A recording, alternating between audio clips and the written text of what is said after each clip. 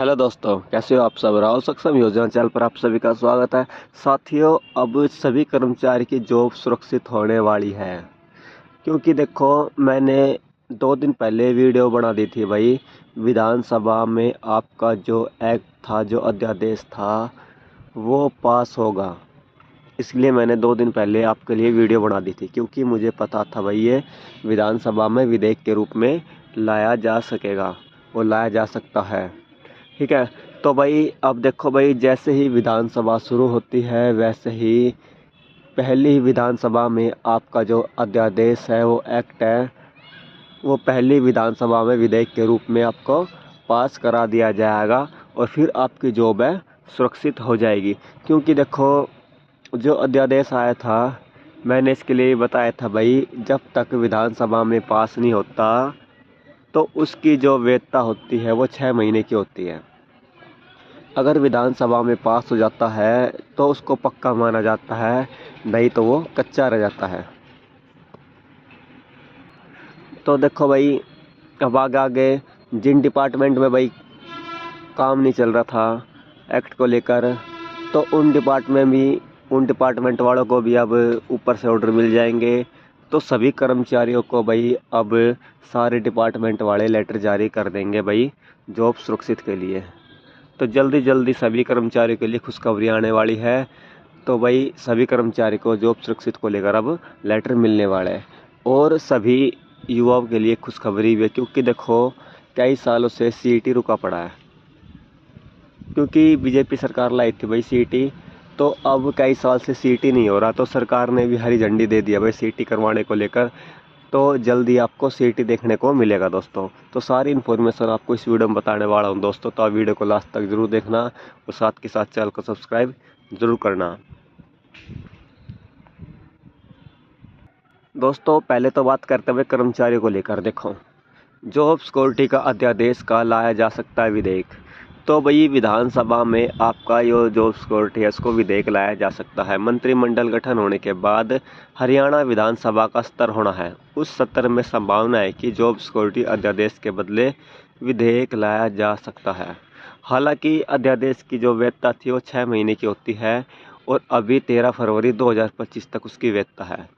मगर सरकार इस विधेयक के रूप में लाकर स्थायी तौर पर कानून बनाना चाहेगी। हालांकि सरकार ने नियुक्ति पदाधिकारी को पत्र जारी कर दिया था, मगर अब वित्त विभाग की मंजूरी के बाद उसकी अधिसूचना जारी होने वाली है।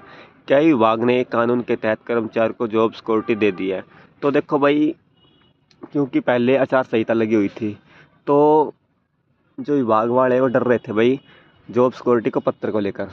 तो जैसे ही कानून में भाई आचार संहिता हटी, और वैसे ही अब विभाग भाई जॉब सिक्योरिटी पत्र देने वाले हैं, क्योंकि ऊपर से अब उनको मंजूरी मिल चुकी है विभाग को भाई।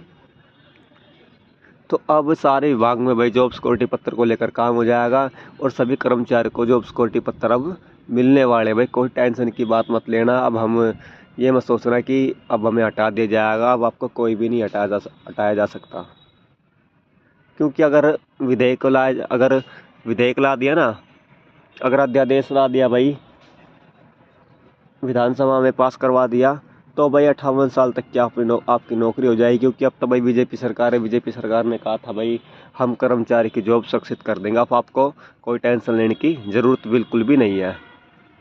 अब बात करते हैं भाई सीईटी को लेकर। देखो हरियाणा सरकार की भर्तियों के लिए सीईटी कराने के लिए सरकार ने हरी झंडी दे दी। देख लो भाई, क्योंकि देखो बीजेपी सरकार में ही सीईटी को लेकर आए थे भाई, क्योंकि कई सालों से सीईटी नहीं हो रहा था, तो बहुत सारे भाई परेशान थे भाई। हरियाणा कर्मचारी चयन आयोग ने मुख्य सचिव को लिखा था पत्र। देखो भाई, हरियाणा सरकार की भर्तियों के लिए कॉमन एलिजिबिलिटी टेस्ट सीईटी कराने के लिए प्रदेश सरकार ने हरी झंडी दे दी है। इसके लिए हरियाणा कर्मचारी चयन आयोग ने मुख्य सचिव को पत्र लिखा था भाई, जिसके बाद मानव संसाधन विभाग के प्रधान सचिव विजेंद्र कुमार अध्यक्षता में मीटिंग हुई थी।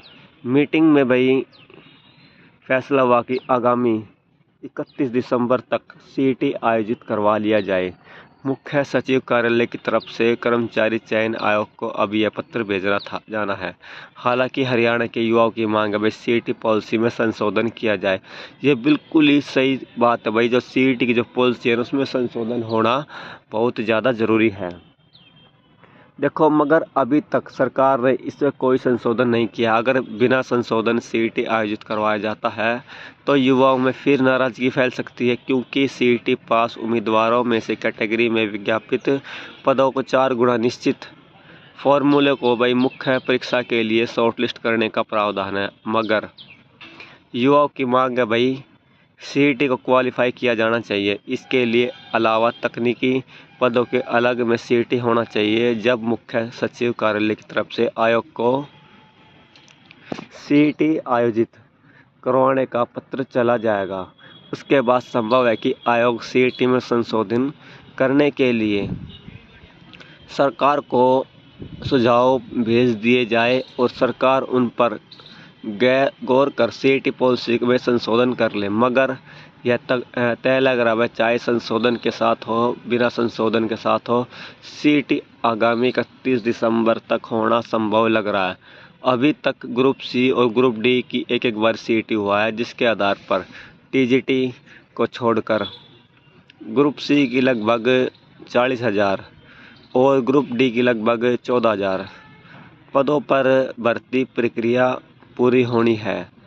इनमें से ग्रुप सी के लगभग 13,000 और ग्रुप डी के लगभग 14,000 पदों के लिए रिजल्ट पहले ही जारी हो चुका है। तो दोस्तों भाई, जो अगली 31 तारीख आने वाली है ना दिसंबर की, तो इससे पहले आपको सीईटी देखने को मिल सकता है। कभी भी इसका लेटर जारी हो सकता है दोस्तों ऊपर से। तो अपनी अपनी पढ़ाई चालू कर दो भाई। अब सीईटी आपको कभी भी देखने को मिल सकता है, क्योंकि बहुत सारे साथी चाहते हैं भाई हम सीईटी में हाईएस्ट नंबर लेकर आएंगे। तो अपना पढ़ना चालू अब कर दो सारे के सारे।